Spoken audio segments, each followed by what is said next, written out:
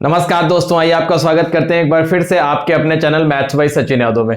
जैसे कि आप लोगों को पता है कि 10 जनवरी और 11 जनवरी के एसएससी जीडी के एग्जाम हो चुके हैं और उसमें आज मैं आपको पूरा रिव्यू बताने वाला हूं कि 10 जनवरी और 11 जनवरी के एग्जाम में किस किस टॉपिक से कौन कौन से क्वेश्चंस आए हैं और किस किस तरीके के क्वेश्चंस आपके मैथ्स में, रीजनिंग में, जीएस में और हिंदी में पूछे जा रहे हैं। मैंने सारा एनालिसिस करके डाटा कलेक्ट किया और उसमें ये देखने को मिला है कि किस किस टॉपिक से कौन कौन से क्वेश्चन आ रहे हैं। तो एक एक करके हम आपको बताने वाले हैं कि किस किस टॉपिक से कौन कौन से क्वेश्चन आने वाले हैं। सबसे पहले देखते हैं मैथ्स के बारे में, देख लेते हैं।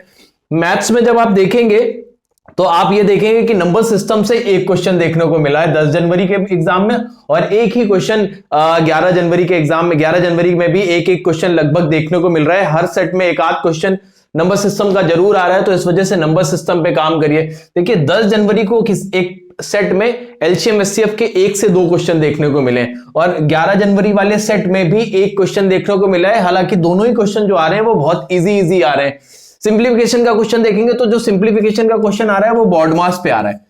जो सिंप्लीफिकेशन का क्वेश्चन है वो बॉड मास पे बेस्ड आ रहा है। ध्यान रखिएगा, सिंप्लीफिकेशन पे जो क्वेश्चन आ रहा है वो बॉड मास अगर आपको सही से पता है, रूल पता है, या आपने जो मैंने सेट प्रैक्टिस सेट कराए हुए वो आपको पता है, तो आप आसानी से कर पाएंगे सिंप्लीफिकेशन के क्वेश्चन।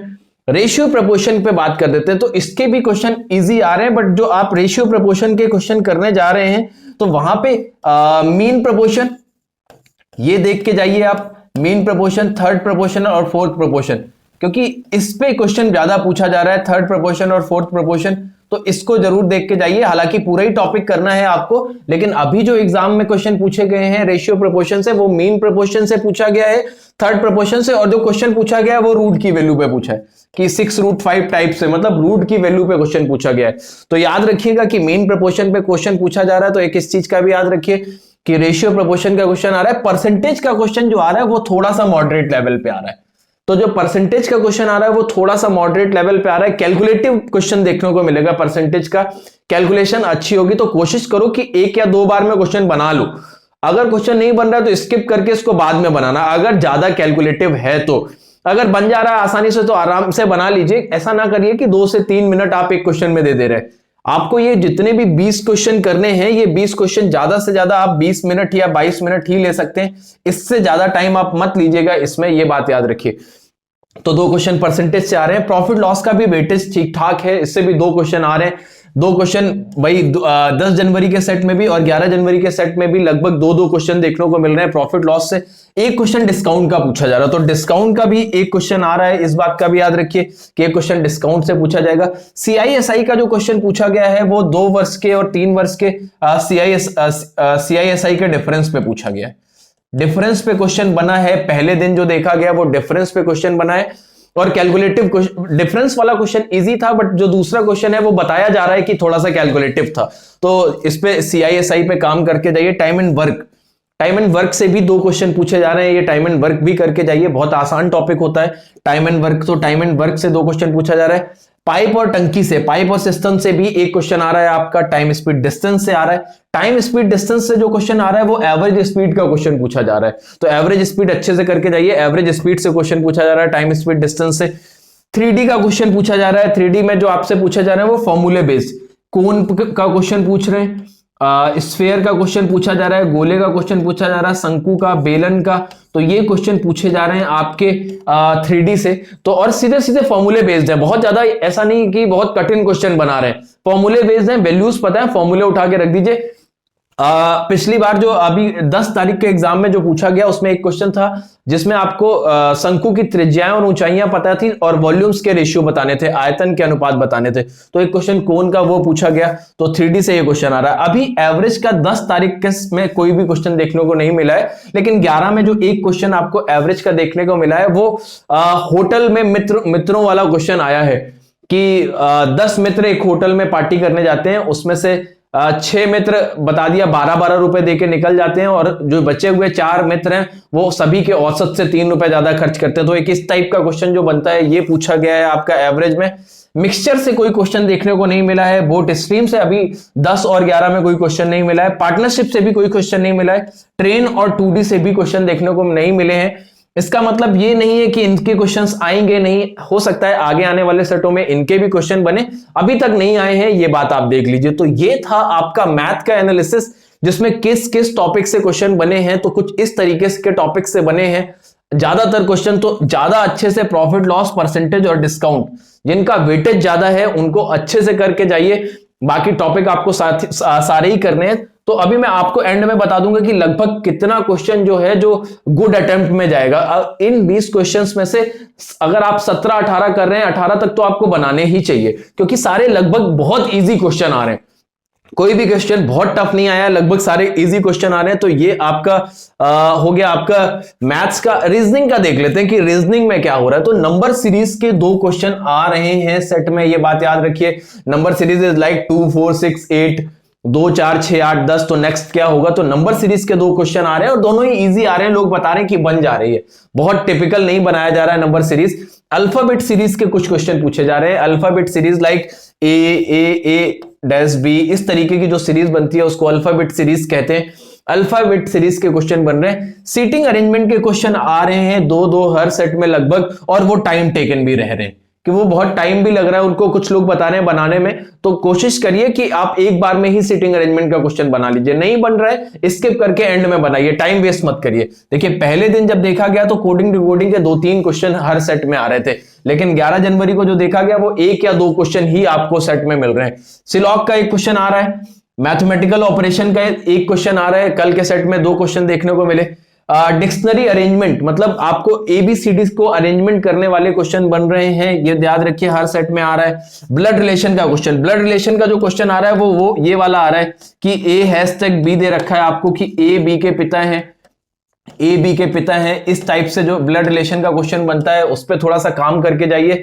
ये क्वेश्चन पूछा गया है, तभी बताया गया कि थोड़ा सा टाइम टेकिंग हुआ। टाइम टेकिंग क्यों हुआ, क्योंकि इस तरीके का क्वेश्चन सारे इंडिकेट करके दे रखे हैं, तो वहां से रिलेशन बनाना थोड़ा सा टाइम टेकिंग हो जाता है ना। सिमिलर सेट का क्वेश्चन आ रहा है। सिमिलर सेट का मतलब कि जैसे 25, 50 और 75 का रिलेशन है, ये रिलेशन और किसमें होगा, इसको हम लोग सिमिलर सेट कहते हैं। तो सिमिलर सेट का क्वेश्चन आ रहा है।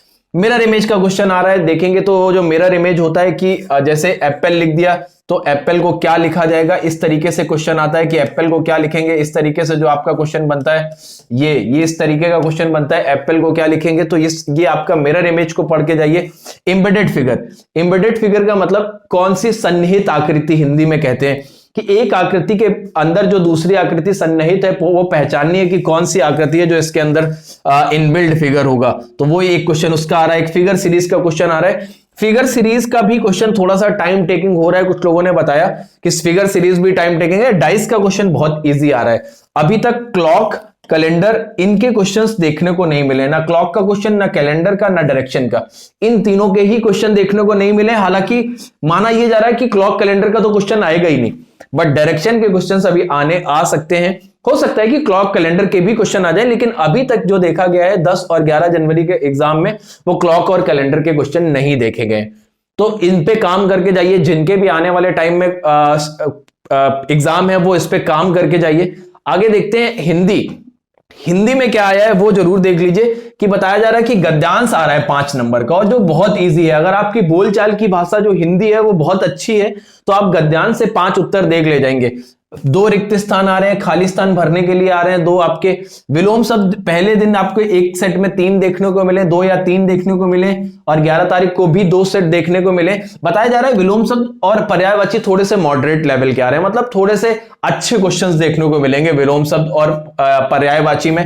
पर्यायवाची भी 1 या 2 आ रहा है, तो देखिए लगभग 5 क्वेश्चन का वेटेज है विलोम शब्द और पर्यायवाची का। इनको देखिए आइए। तो वर्तनी और वाक्य में त्रुटि, इनको मिला के 4 क्वेश्चन बन रहा है आपका, 3 से 4 क्वेश्चन की वर्तनी शुद्ध करने के लिए आएगी और सेंटेंस सही करने को आएगा। तो वाक्य में त्रुटि और वर्तनी, इसके भी 3 से 4 क्वेश्चन को देखने को मिल रहे हैं। क्रिया, संज्ञा, सर्वनाम, विशेषण, इन सबसे 2-2 क्वेश्चन आपको सेट में देखने को मिल रहे हैं, तो इनको भी पढ़ के जाइए। मुहावरे और लोकोक्तियों से भी लगभग 2-2 क्वेश्चन आपको देखने को मिल रहे हैं।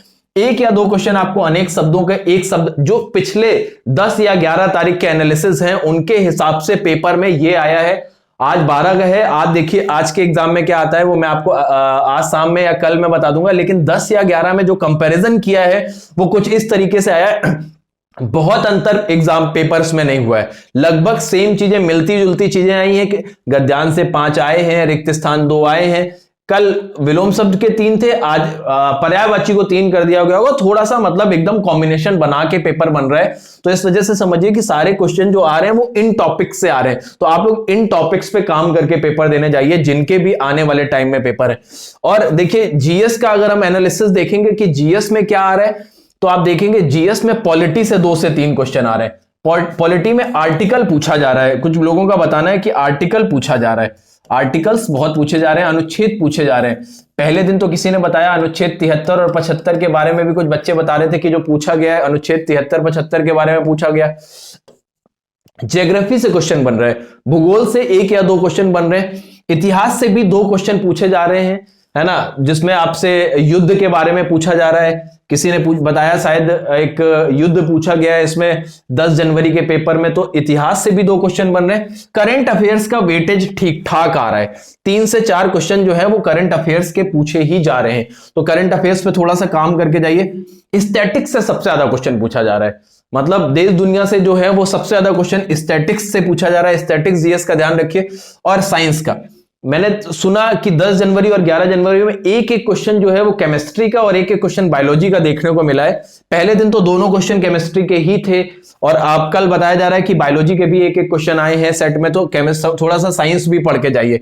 इकोनॉमी के 2 क्वेश्चन पूछे गए हैं सेट में, ऐसा कुछ बताया जा रहा है कि 10 जनवरी और 11 जनवरी के जो एग्जाम हुए उसमें 2 क्वेश्चन इकोनॉमी के भी पूछे गए हैं। तो ये इस तरीके से आप जीएस का जो जीएस आ रहा है वो कुछ इस तरीके से आ रहा है, तो आप इन चीजों पे काम करके जाइए। और लगभग कितना कितना गुड अटेम्प्ट है, जो अगर देखा जाए बच्चों के हिसाब से, तो गुड अटेम्प्ट कितना कितना है मैं आपको लगभग इसके बारे में बता दे रहा हूं। मतलब लगभग आप कितना अटेम्प्ट करेंगे तो आप सेफ जोन में रहेंगे, अटेम्प्ट करेंगे तो सेफ जोन में रहेंगे। कम से अगर हम मैथ्स की बात कर लें तो मैथ्स में कम से कम जिसके 17 से 18 क्वेश्चन सही हैं ये इनके गुड अटेम्प्ट होंगे, क्योंकि पेपर कठिन नहीं आ रहा है, 1 या 2 क्वेश्चन कैलकुलेटिव आ रहे हैं, तो उस पर थोड़ा सा आप ध्यान दीजिए। और रीजनिंग भी बहुत अच्छी आ रही है, बहुत इजी आ रही है, तो इसमें भी अगर आपका 17-18 अटेम्प्ट है तो ये भी आपका अच्छा माना जाएगा कि 17 से 18 अटेम्प्ट इसमें भी अच्छा होगा।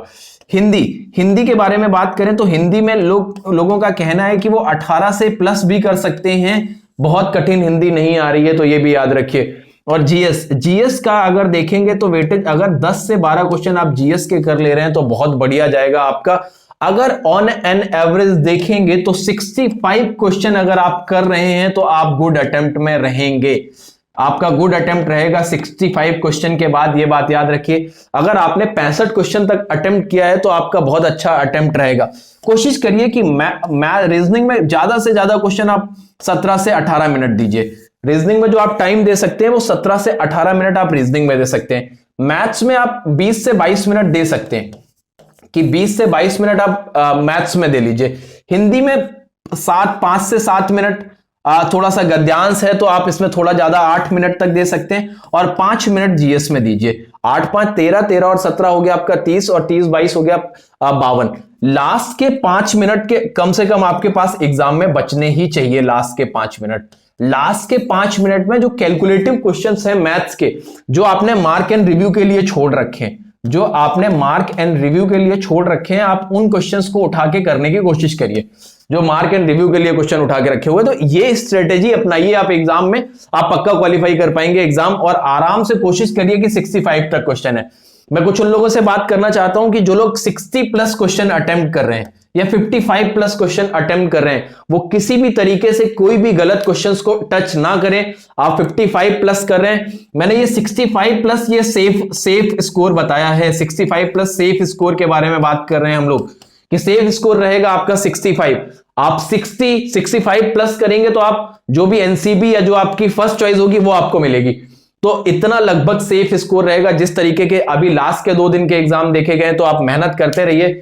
आने वाले जितने भी बच्चे हैं उनको हमारी तरफ से, जिनका भी पेपर है, बहुत सारा best of luck, good luck भाई। जाके अच्छे से एग्जाम दीजिए, और जितने भी सेट्स होते रहेंगे हम आपको आने वाले टाइम में आपको बताते रहेंगे, कंपैरिजन करते रहेंगे कि किस दिन क्या आ रहा है और कितनी चीजें आगे आ रही हैं। तो ये था आपका 10 और 11 जनवरी का रिव्यू। अगर आपको वीडियो पसंद आया है तो चैनल को लाइक शेयर सब्सक्राइब करना ना भूलें, और अगर किसी भी तरीके की कोई समस्या है तो कमेंट सेक्शन में जरूर बताएं। Thank you very much.